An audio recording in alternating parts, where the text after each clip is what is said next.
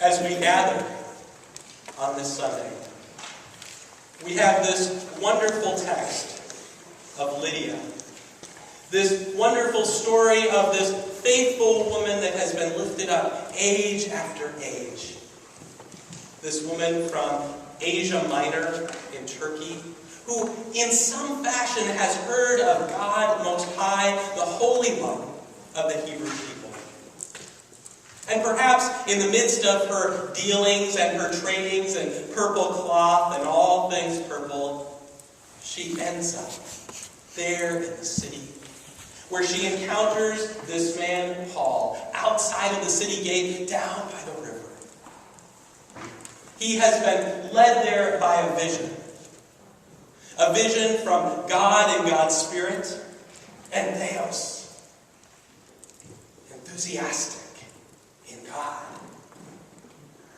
That Paul has gone to this place for some reason, and that there outside of the city walls, down by the river, he encounters this woman Lydia, this worshiper of God, this one who is entering seemingly into the man's world of merchandising and business, and is making her way, proclaiming that there is space. And in this text, we find that she is now making space not only for herself, but others to come into the place, into this holy experience of God. Going down in the waters of baptism, being raised up into new life, and proclaiming that God has done an incredible thing, prevailing upon Paul and the disciples to come and dwell with him. So on the one hand, we hear this incredible story of vision, of hospitality, and being rooted in baptism. In our gospel reading, we have this story of Jesus going to Jerusalem in the middle of a festival and going to one of the northern gates north of the temple. And there, as he comes into this space, he experiences the blind, the invalids, those who are paralyzed, laying there in despair. And there is one in particular who seems to catch his eye. A man who has been there for 38 years, we are told. Now, part of the story about this particular well, this pool near the sheep gate, is that there's a spring underneath. But in ancient times, they understood that when that spring began to put forth water, and it would stir up the waters, that the Spirit of God was at work. And if you could be the first one down into that spring after the waters had been stirred up, then you could be healed. For 38 years, this man had been sitting along the side, watching and waiting as the spring would come to life. But before he could get down there, before anyone could lift him or carry him down, someone else would step in. They would be the first and healed. Or so we are left to believe. So after 38 years, my sense is that this man has grown complacent. He's struggling and believes that this is his fate in life. To sit there, perhaps receive some alms that are thrown at him. Perhaps to whittle away to nothingness, forgotten at the sheep's gate. There is a transition, though, in the text in the Greek, using the Hebrew words, that happens somewhere, we suppose, around 200 CE. In the text that we have in front of us today, we use the old word, what was lifted up as the name for this place, Bethzatha, the house of olives. Interestingly, later it gets changed to Bethsaida. Bethsaida means the house of mercy. That here at this pool, rather than it being about a house of olives, there is something that transpires there when God and Jesus enters in and transforms the life of this man. It becomes a place of God's healing, of God's mercy.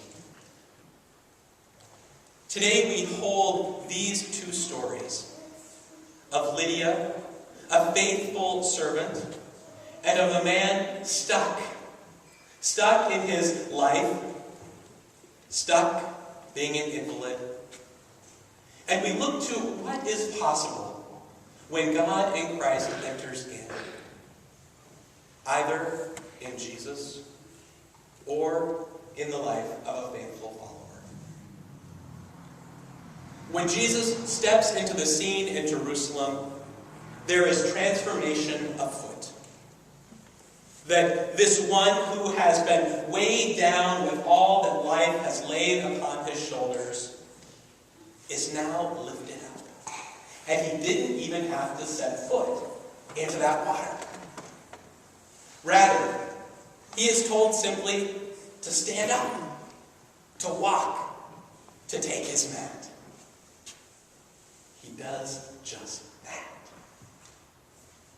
And then we are told, and that day was the Sabbath. Which sets the stage for a whole other argument in the following chapter.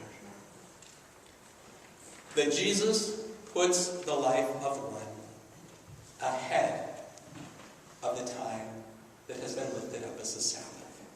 That Jesus puts the life of one and the transformation of one as being a precedent. That new life emerges in that very place. Similarly, when we get to the story of Lydia, how can we not help but feel that on this day, this Sabbath time, that lives are being transformed over and over again with the waters of baptism. The people going down into the river and being lifted back up. Promise. Today we stand on this cusp. This cusp in which there is vision, in which there is healing. And we are invited again to that place of healing, of transformation, for the sake of the whole. Lodged in between these two readings is the Revelations. Brian, the book of Revelation, right? We were talking about that earlier in adult education, how we can add the S when it doesn't exist. But in this book of Revelation, this understanding of the healing of the people, the healing of the nations, the transformation springing forth from the river of new life. Gathered this day we come. And perhaps we are like Lydia, longing to be there in community, worshiping God, and awaiting someone to come in and fill us to the brim, to invite us to know more fully how God is alive and at work in our lives, that we might extend that hospitality and care in return or to others. Perhaps we are like that man, sitting there in the portico, wondering what God could possibly have in store for us. Wondering what our pain, our suffering all means. Wondering how long, oh God, do I need to sit here in this mess while everyone else seems to get ahead in life? Perhaps we are sitting there amidst the tears of a lost loved one, of a day gone by. And we are waiting for someone to come and say, stand, walk, take your mat. And that here in this place, God in Christ continues to come among us and to give us that word of hope and joy. Whatever brings us to that place, We're invited to vision into what yet can be, taking us from today into tomorrow, into the ages of ages.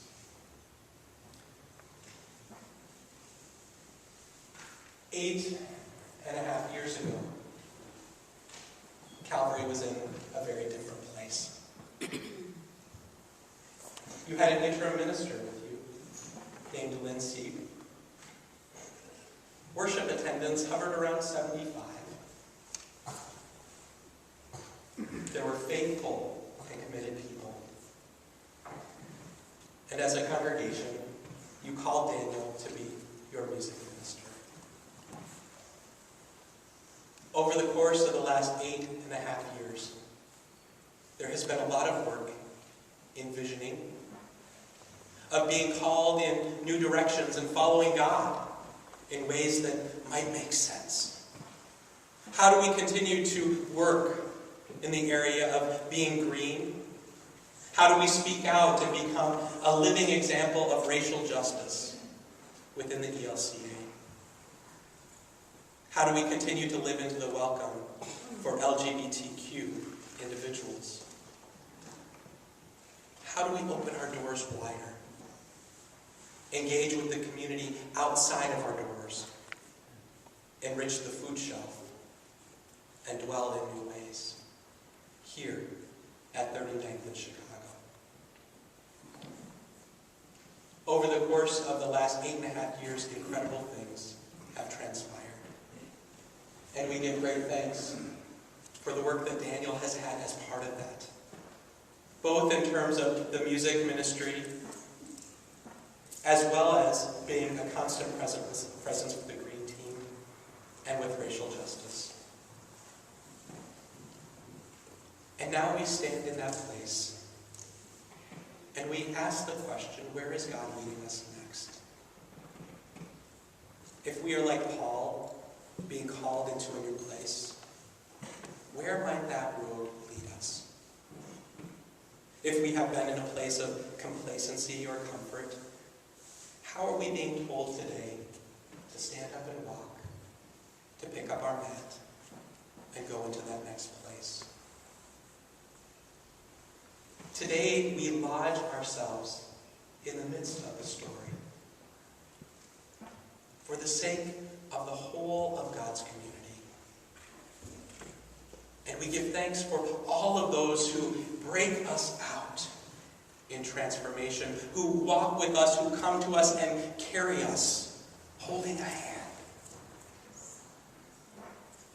And we look to God in our midst, who will not let us go, but calls us in this day and in this time to be transformed. Perhaps from a house of olives to the house of mercy, for the sake of the world,